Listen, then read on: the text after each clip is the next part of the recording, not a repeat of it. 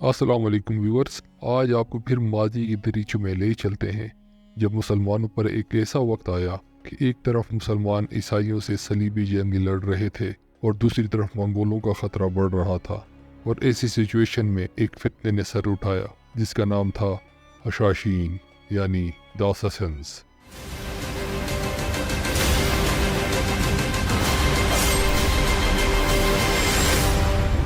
We work in the dark to serve the light. We are assassins. حق T V کی دنیا میں ایک بار پھر خوش آمدید۔ یہ کہانی شروع ہوتی ہے ایران کے ایک قدیم شہر نشاپور سے، جہاں ایک مکتب میں 3 گہرے دوست تعلیم حاصل کرتے تھے۔ ان میں ایک کا نام عمر تھا اور باقی 2 کا نام حسن۔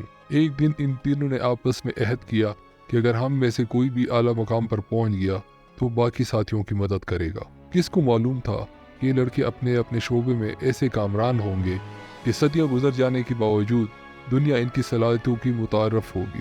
عمر نام کا لڑکا عمر خیام بنا، جس کی لازوال شاعری آج ایشیا والوں کے ساتھ ساتھ یورپ والوں کو بھی اپنا گرویدہ بنائے ہوئے ہے۔ حسن نام کا پہلا لڑکا نظام الملک توسی بنا۔ اس دور میں اسلامی دنیا پر سلجوقی حکمرانی کرتے تھے۔ اس سلطنت کی سرحدیں خراسان سے شروع ہو کر مصر تک پہنچتی تھیں۔ اپنی ذہانت اور صلاحیتوں کے بلبوتے پر حسن المعروف نظام الملک توسی سلجوقیوں کا بہت مشہور وزیر اعظم بنا، جبکہ دوسرے حسن نام کے لڑکے نے دنیا میں وہ تباہی اور فتنہ برپا کیا کہ تمام انسانیت کو لرزا کر رکھ دیا۔ یہ لڑکا حسن بن صبا کے نام سے دنیا بھر میں مشہور ہوا۔ مشہور زمانہ ویڈیو گیم اور فلم اساسن کریڈ اسی حسن بن صبا سے متاثر ہے۔ یہ تینوں دوست تعلیم مکمل کرنے کے بعد اپنی اپنی راہ ہو لیتے ہیں۔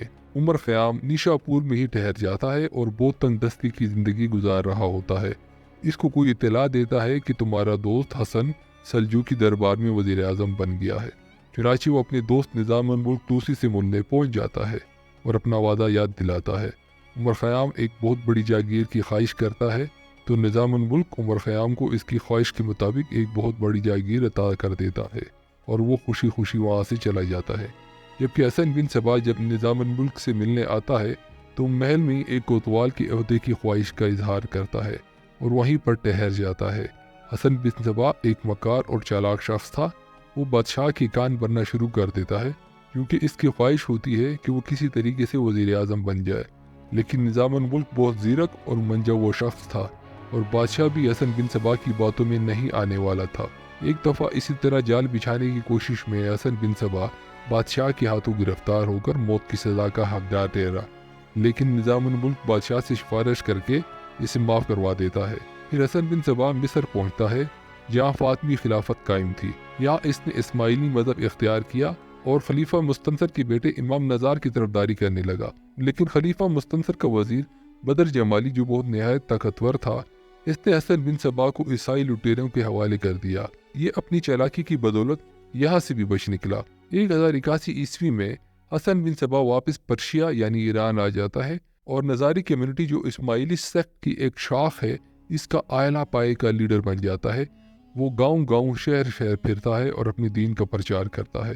ساتھ میں وہ چونکہ بہت زیرک انسان ہوتا ہے تو اپنے ساتھ مردوں اور حسین عورتوں کے پتے نوٹ کرتا ہے، کیونکہ اس کے ذہن میں ایک بہت بڑا پلان بن رہا ہوتا ہے۔ مختلف شہروں سے ہوتا ہوا حسن بن صبا آخرکار قزوین پہنچ جاتا ہے۔ وہاں ایک قلعہ جس کا نام الموت تھا، وہ حسن بن صبا کو بہت پسند آتا ہے اور یہی اپنا مسکن بنا لیتا ہے۔ اس قلعے کا مالک حسن بن صبا کا عقیدت مند تھا، لیکن جب حسن بن صبا کے مریدوں کی تعداد میں اضافہ ہوا تو اس نے مالک کو ہی قلعے سے باہر نکال کیا۔ یہ قلعہ کافی کشادہ اور مختلف حصوں پر تقسیم تھا۔ اس کے اندر کئی محل واقع تھے۔ یہ قلعہ حسن بن صبا کی منصوبے کے لیے بہترین تھا۔ اسی دوران حسن بن صبا چونکہ ایک حکیم بھی تھا، اس نے حشیش کے پتوں کا استعمال شروع کیا۔ اسے پاکستان میں بھنگ کہا جاتا ہے۔ اس دوران اس کے مرید آس پاس کے علاقوں میں کافروں کو لوٹنے لگے اور اسی دولت کو حسن بن صبا نے قلعے کے اندر ایک بہت خوبصورت جنت تعمیر کرنے پر لگا دی۔ یہ جنت اس نے بہت خفیہ رکھی تھی اور اس کے اپنے مریدوں کو بھی اس کا علم نہیں تھا، سوائے چیدہ لوگوں کے۔ دوران سفر اس نے جن خوبصورت لڑکیوں اور ہنرمند افراد کے نام اور پتے محفوظ کیے تھے، انہیں اس قلعے میں بلوا لیا۔ اس نے اس جنت میں دودھ کی مصنوعی نہریں بہا دیں، سونے اور چاندی کے محل تعمیر کیے، ایسے درخت لگائے جن کا سایہ بہت گہرا تھا، کیونکہ فارس کے آرکیٹیکچر بہت اعلیٰ پائے کے لوگ تھے۔ انہوں نے تاج محل بھی بنا رکھے ہیں۔ آپ خود سوچیں اس جنت کو انہوں نے کتنا خوبصورت بنایا ہوگا۔ खूबसूरत तरीन औरतों को हुरों का नाम दिया गया। अब जिस मुरीद को जन्नत की सैर कराना मकसूद होती, इसे हशीश के नशे में इस मस्नूई जन्नत में छोड़ दिया जाता। कुछ अरसे बाद वो इससे वापस निकाल लिया जाता।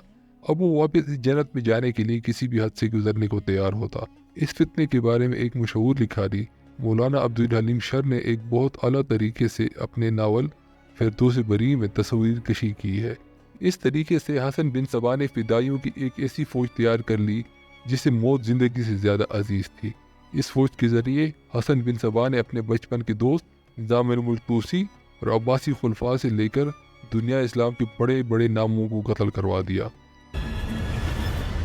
O kadar da emin olmayasın Sabbah.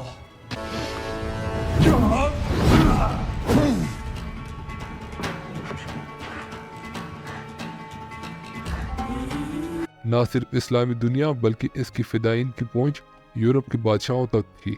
छोटी छोटी रियासतें इसकी शर से महफूज रहने के लिए इसको खराज पेश करती थीं। इसकी शर से हत्ता कि सलाहुद्दीन अयूबी भी नहीं बच सके और उस पर भी काफ़ी दफ़ा हमले हो चुके थे। इसने अपने किले अलमौत में मसनूई जन्नत के कानून इस कदर सख्त बना रखे थे कि यहाँ तक कि इसने अपने 2 सगे बेटे भी कत्ल करवा दिए।